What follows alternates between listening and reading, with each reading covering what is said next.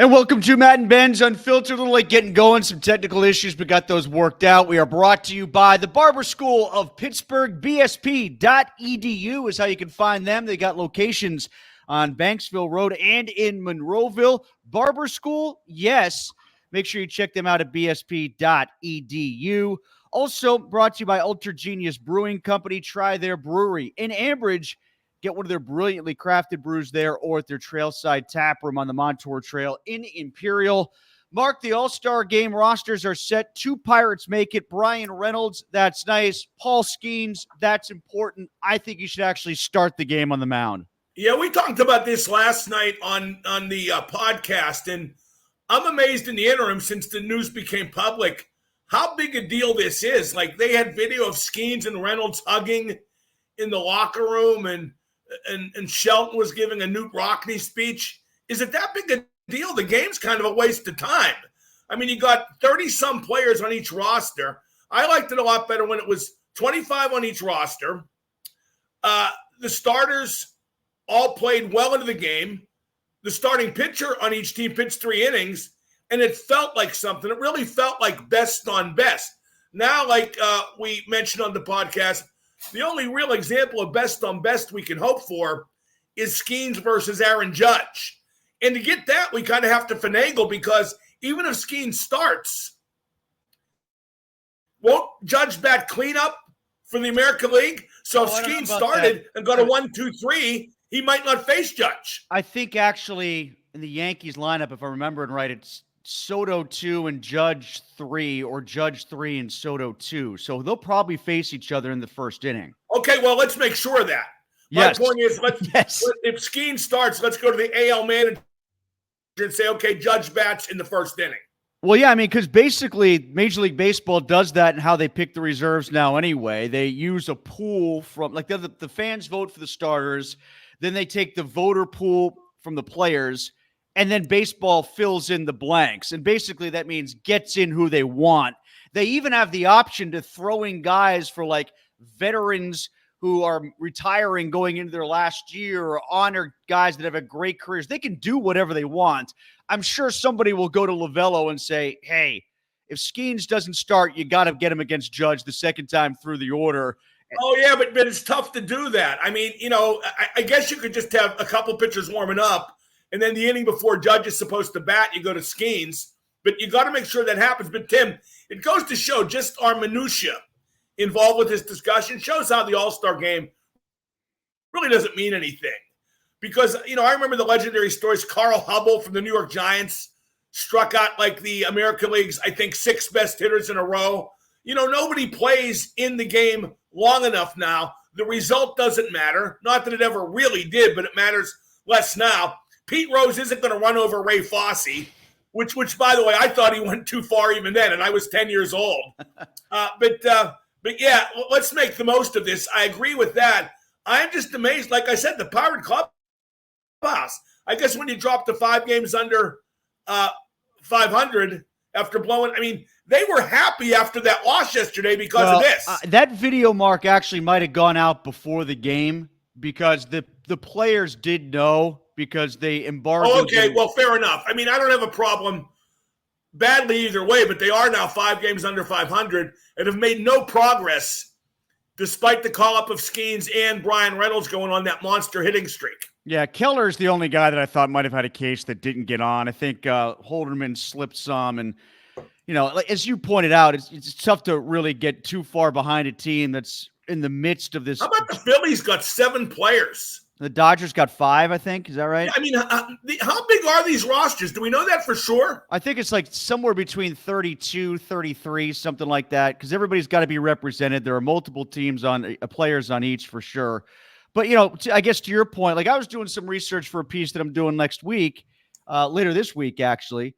And like the 44 All-Star game that was played here in Pittsburgh, I was looking at the box score. Like, there's records that are never going to be broken from that game, because, like, one guy batted 5 times. He got a base 5 times. He got thrown out at home plate twice in the same game. Like, you're never going to see this stuff because they spend the last 3 innings with the guys that nobody cares about.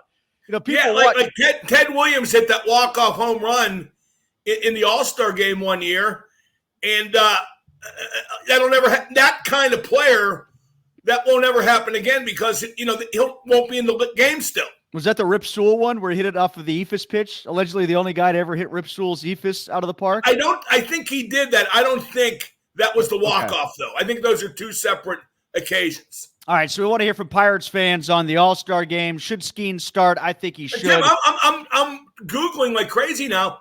I can't find the size of the roster. You got to count. I mean, I counted it, and I think it was like 32 or 33 last night. There's already one or two people that were on the roster but out because of injury or out because they pitched on Sunday. So if the Phillies got 7 players, it seems like it's like a 90-man roster. Well, it's like that.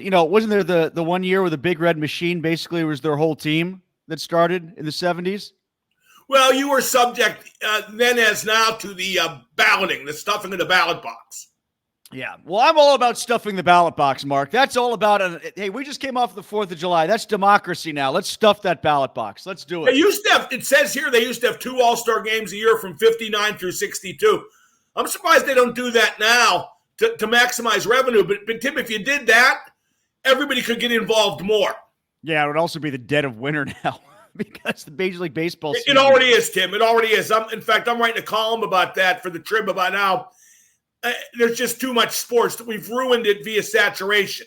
Yeah, and the next thing that's going to expand now is 34, Tim. I found it. 34. There you go. Like I said, between 33 and 35, so roughly somewhere in that neighborhood. But at any rate, yeah, you're right. And we were talking about this in the podcast in the sense that the NHL came out with its schedule, how long it is, October, I think it was like 6th or 7th through the 7th or 17th of April. They got that 4 nations thing sandwiched in the midst of the schedule.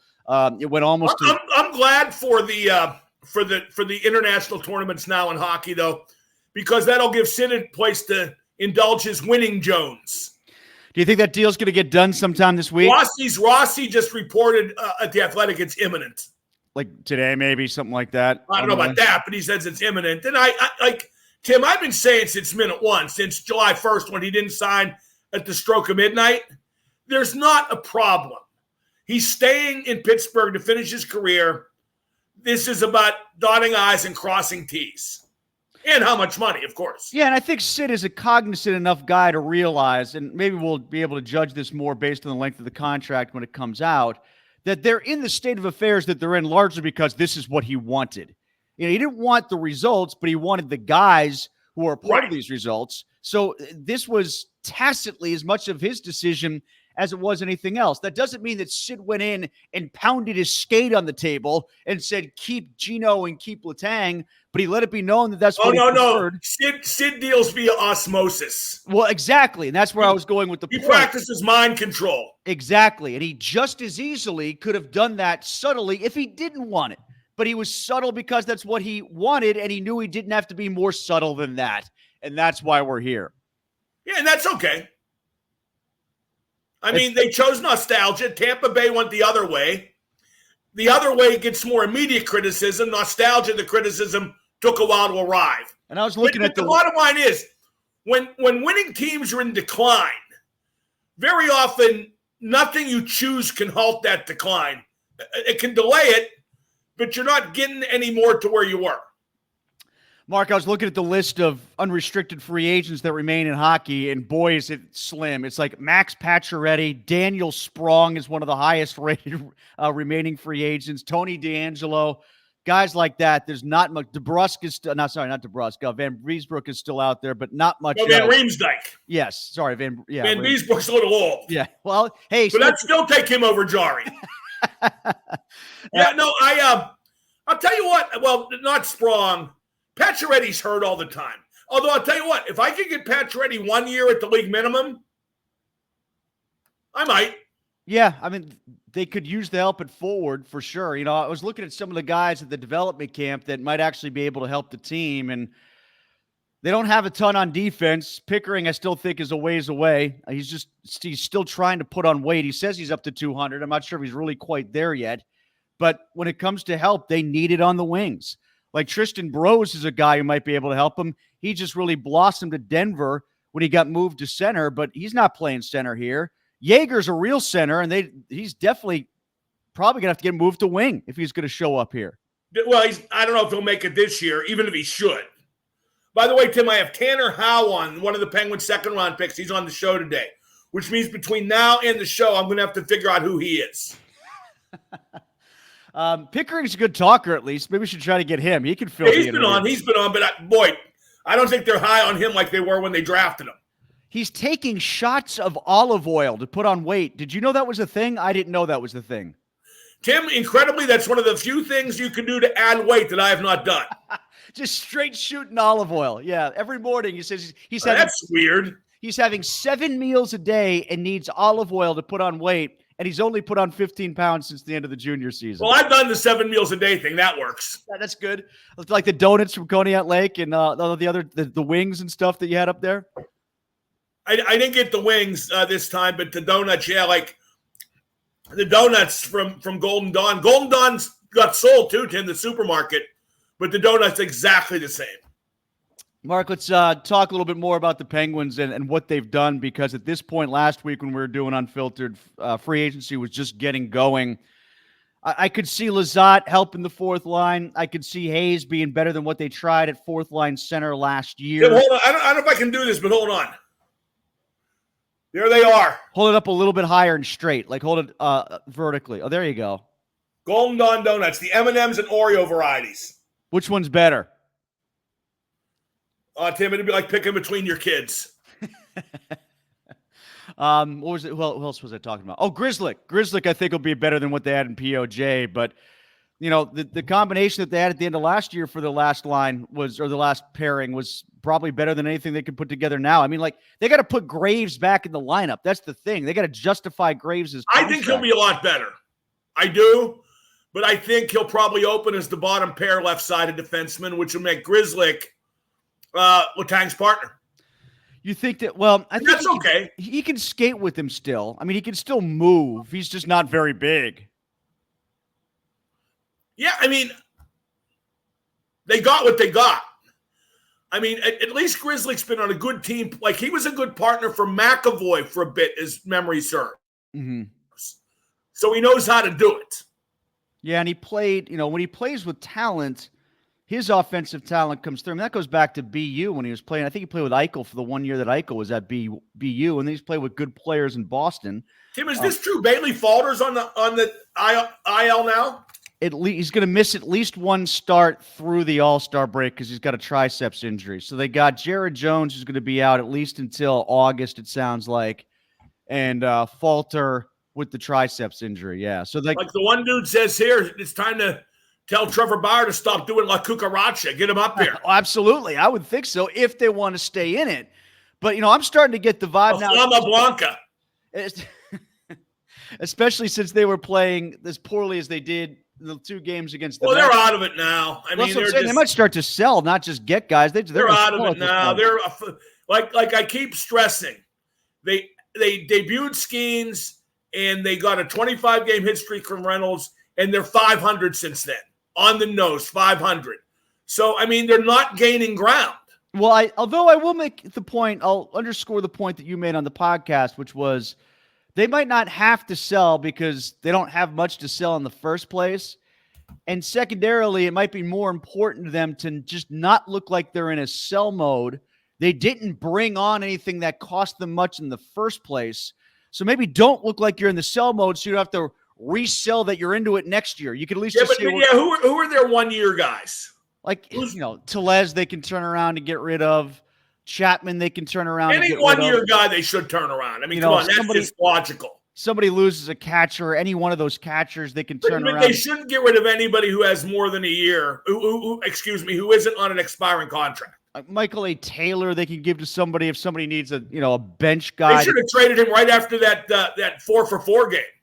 Yes, because that's as good as it was going to get. As we saw yesterday, this guy? 4-for-4. Come and get it. Yeah, 4-for-4, and then he went 0-for-3 trying to bunt on 3 pitches in a row yesterday. They couldn't get down a bunt. They had a catcher drop a pop-up. They had a catcher drop a foul tip. They had Cruz dropped a relay throw. They had a guy picked off, I think it was Taylor, got picked off third base the day before. There were just fundamentally holes all over the place. Tim, what have I been saying for years about this team? They don't know how to play baseball. They don't know how to play baseball. Yeah, and It was on display the last couple of days. And it's funny, too, because... Do you have the suspicion? I've never met the guy, but just looking at a glance, his body language and his facial expressions, I'm going to guess O'Neal Cruz doesn't respond real well to coaching or criticism. Yeah, I mean, I think he... You're saying like you don't think he cares, or you're thinking that he just wants to do it his way? I think he thinks that it's just he hasn't mastered. I think he's sort of a product of the modern day baseball player, which is like he thinks exit velo counts. He thinks how hard he throws the ball counts. So, or maybe he's the modern day warrior like Rush or Kerry Von Erich. All right, let's get to some comments here. Real quick, Mark, because we're going to be off next week. I'll let people know that I'm in the British Virgin Islands, so we will have a show, one more show to be on the 21st or whatever it is, 22nd, before training camp starts. But God! Between now and then, like the only thing I'm looking at, like the only thing I'll be checking my phone over from time to time. Shadow today with the light. I wish the darkness could have come in when I said, "Oh God, training camp," and the darkness just like. Because training camp might be even less interesting than Penguins development camp this year. Although, like we talked about in the podcast, people are going to turn this into a story, whether it is one or not, and that's the quarterback. Owen Pickering should spend a week with me. What, you could take him to all your food haunts, and then he could put on the next 220 that he needs, right? Right. He might be like an alcoholic by the end of it, but you got to give to get, Tim. The only thing I want to see is they're going to get a receiver before camp starts or not. They're going to have to play this out through August. You know what's funny? I was thinking about this. Like, I've written and talked too much about Brandon Aiyuk already, okay? And I'm sure you feel like you've done the same. Yes. But like, he's a guy, he wants out, but not really. He just wants more. He's not taking a stand. He's just doing blah, blah, blah, lip service to it. I bet he winds up playing the whole year there. Does it feel like Cam Hayward? Yeah, I think they both kind of like to hear themselves talk. Yeah, and they love to make themselves feel wanted. Right, like neither one said, and I think this applies more to Aiyuk, because his is he hasn't made his money yet. I mean, he's done okay, but like he's not gotten one big contract yet, correct? Aiyuk, no, because he's going into the fifth-year option. So right, there you go. He's never said, look, I'm not playing for San Francisco. They need to do something. But he's just isn't he like, you saw the Ryan Clark thing, right? The podcast? I didn't see it. I saw the quotes. I saw a clip, okay? And he's kind of laughing and joking his way through it. Yeah, and he kind of did that when he arrived at LAX and then drove to the stadium for that big sit-down kumbaya that they were having with the 49ers. And he wore a Pirates hat, and everybody thought that was some sort of message that Pittsburgh was back at number one. He brought Jaden Daniels to that thing with Ryan Clark, the Washington quarterback. So he's just trying to manipulate the situation. I get it, but the Niners get it too, though. Like, this is all for show for Twitter. That's all this is, and Instagram. I wouldn't know. I'm not on Twitter. Are you enjoying that still? Yeah, you know what I'm thinking of doing? I'm thinking of actually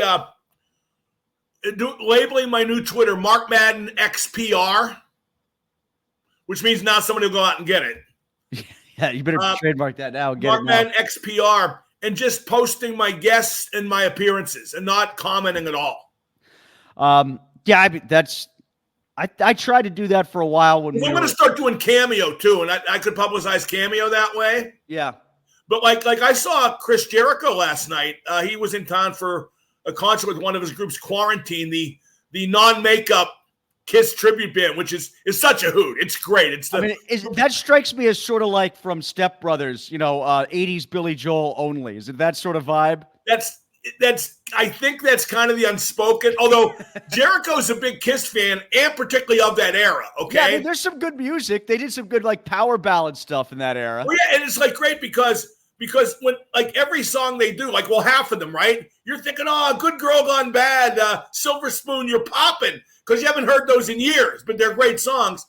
And they drop in the occasional Kiss makeup tune, but they play it like Kiss non-makeup did. So a lot more 80s? No, they play it super fast. fast. okay. All right. Like when Kiss played Love Gun in the 80s, they did it the speed of light, like Ramon style. And we're not sure why, but when Jericho did that the first time, a year ago, I saw it. I have like the Animalize in concert DVD, and it's right. He's right. Like Love Gun at the speed of sound. Who was that back? Was it Mark St. John? Tim, they rotated. Mark St. John didn't even do a tour. He did the Animalize album, I think. Yeah, okay. But they went from Vinnie Vincent to Mark St. John. Bruce Kulick was there for a long time. Bruce Kulick, yeah. Okay. Bruce Kulick, who was really good. All right, let's get some comments here. Eric says 2 starting pitchers down, but yeah, let's keep Trevor Bauer south of the border. That's what we're just talking about. He goes, why is the human element such a big deal to so many people when it comes to robotic umps? If you can get it right 100% of the time, what possible reason could you have for not implementing it? Is it just purists refusing to let go and rejecting change? Yes, and the union, I think, too, the umpires union. Yeah, and there might be a little bit of a game flow thing there, too. But, like the minors seem to have it pretty well figured out. We've talked about it with Paul Skenes. Like, when he was in Indy, I think he knew the strike zone better than the umpires did, and he was correcting them all the time when he would pat his head and get the call. Right. And that didn't take long. I don't understand the resistance to just straightening it out and getting every strike and ball call right. It's the one thing you could get right every time by doing it that way, and they won't do it. Richard says Dubas wants the younger Pens players and prospects to step up, but in truth, that's all completely dependent on Sullivan allowing them to step up because he will always defer to the veteran option first. Well, we'll see about that. I think that's probably true, but if I'm Kyle, I am going to Sullivan at some point and saying, look, you need to play this team the way it's assembled or we'll get somebody else. Well, how much of that do you think, Mark, is up to Dubas in the sense that just keeping the guys up when maybe Sullivan wants them to go down? I mean, I get it. You don't want to hurt their development if they're scratched every night. I think Mike Sullivan has failed as a coach long enough in terms of, the team now not making the playoffs 2 years in a row and not winning a playoffs year since 2018, where the general manager, who's only in his second year, has every right to go to him and say, you need to play this team as it's assembled. I think that should have been done already, actually. Yeah, and I think it should have been done in 2018 when they had Ryan Reeves. Rutherford should have said to Sullivan, you have to play him in significant minutes. Yeah, and maybe I don't know, I'm just kind of spitballing here, but if they bring up Tristan Brose as for instance, and they don't think that and Sullivan gets mad because he makes one rookie mistake and wants to bench him for the next 3 games, maybe the next guy up shouldn't be a veteran. Maybe the next guy up should be another young player, so he's got to go to a different young guy as opposed to Brose, and that'll just kind of force him to stick with him. I don't think that guy's going to play one shift this year. Sean says, not sure how that guy is not in demand. I must be talking about Bauer. He'll get in demand out of the All-Star break before the trade deadline if another pitcher goes down. Like I don't know about that. I think he's blackballed. A team that's really in it that loses a pitcher like the Pirates just lost Jared Jones. You know who's the most likely to do it? A big money team that loses a pitcher that has too much at risk if they don't replace him. Ron says, I give Tyler Johnson a PTO. No. I feel like they've got a lot of guys. Let's get another small guy. They've got a lot of guys like that already. No, I think that's just more the same. And he's a center, too. Back to Shawnee. I think they might trade Lars Eller if they can. Yeah, I think that might have been part of the reason why they got Lizotte. He's like their best third line center. But like all those centers, if you threw them in a bag and beat it with a bat, whoever got a fractured skull would deserve it. They're all the same. Yeah, I think Lizotte is potentially more of a player, and he's the only guy that has 1 year left in his deal after this one. So right. I think he could be the new Eller, and maybe Hayes is just the new Noel Acciari or something like that, even though Acciari's still here. Well, we certainly need a new Noel Acciari because the old one doesn't do much. No, I think he's going to move the wing, actually, Tim Acciari. Yeah, I've heard that a couple times, too, as a potential. Alex says, what's the big deal about Derek Shelton? My response is there one? I didn't know there was a big deal about him. He works cheap, and he doesn't pressure management to go get guys like Clint Hurdle did. Frank says pitchers need to stop weightlifting. A tricep injury is a classic injury for a weightlifter. I don't know. I don't look at Bailey Falter and say he's overdeveloped or anything. I mean, you got to do something. You can't just not lift any weights. Yeah, he's not exactly buff, ripped, and jacked. I mean, like Tyler Glass now sure as hell looks like he lifts a lot of weights, and he's one of the All-Stars this year. By the way, there's three former Pittsburgh Pirate pitchers that are All-Stars in this game. Him, Holmes, of course there are. and Tyler Anderson. Sean says Pirates patiently wait for something bad to happen so they don't have to be accountable. No. I don't know if this is what he meant. They're waiting for something bad to happen so they don't have to add players. Waiting out the deadline. Be just close enough to keep people interested, but far enough away where they can say wait till next year logically. Richard says Crosby will resign because keeping the core together is what he wanted. The Pens are aging out and fading away. That's just the consequence of keeping everything the same. No, you're overcomplicating. He just sees himself as one guy, one team, like Oserman and Mario. And last thing here, Gary says, I like Mark Madden, and I find him to be spot on in both his praise and his critiques. I think that includes the donuts too, Mark, for that matter. Oh, they're unbelievable, Tim. I still got to go to Aces in Conneaut Lake. I was there once, but the crowd's a little young for me.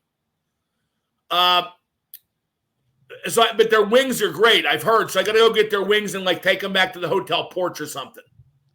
All right, Mark, before we go, what was your favorite non-makeup Kiss song of all time? I'll go. How about Heaven's on Fire? Well, the two most popular because when they did their final tour with the makeup, this past one that I went to, the two shows at the Garden. Or actually, you know what? I forgot Lick It Up was no makeup. Actually, it's got to be Lick It Up, right? Well, they played Lick It Up and Heaven's on Fire even with the makeup.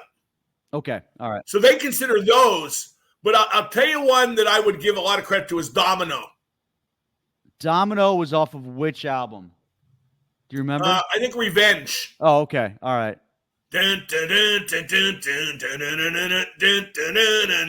Crazy Nights. Crazy Nights, of course. I forgot about that one. Crazy Nights. I'd go with Domino. Also, I Just Wanna. I mean, it's not like there'll be reft of choices. No, there were some good songs in that era for Kiss. Yeah, for sure. Yeah. So, but I can't get out of my head that last night they did Deuce, Love Gun, and Detroit Rock City at the speed of light way. Do they do them all in a row too? What's that? They do them all in a row? Or No. They set it's funny because Jericho explains that that Kiss in that era did those songs way too fast, and that's how they're doing them. But I think I get the joke better than most, and it's not really a joke; it's just how they played them. Now, do they play the their look straight, or do they go with the longer hair and some of the bandanas and stuff like that? Well, you know what they do? They have plants throw panties and bras at them. Okay, which is great, right? And Jericho kind of does I call it a Rock and Roll Express 3000 costume with leggings and streamers and flamboyant jacket, but it's one of the most fun concerts I've seen in years. I love that show. We will be back in 2 weeks. Off next week, back after that for the Madden Monday podcast and for Madden Benz Unfiltered, brought to you by the Barber School of Pittsburgh. Hate your job? Check out the Barber School of Pittsburgh, bsp.edu, and brought to you by Ultra Genius Brewing Company. And Tim, by the way, before you totally wrap up, as you know, I do ads for a gun company. They sell firearms and silencers and whatnot. Mm-hmm. And I've worked in Feel the Bang from Diamond Dallas Page. I've worked in Hey, Who Needs a Gun, which ties into something that happened at Work With Me, which you know about. Yes, but yeah. I'm still trying to work in the intro from Kiss, Paul Stanley. That's no shotgun. That's my love gun. This is Madden Benz Unfiltered. We'll see you in 2 weeks.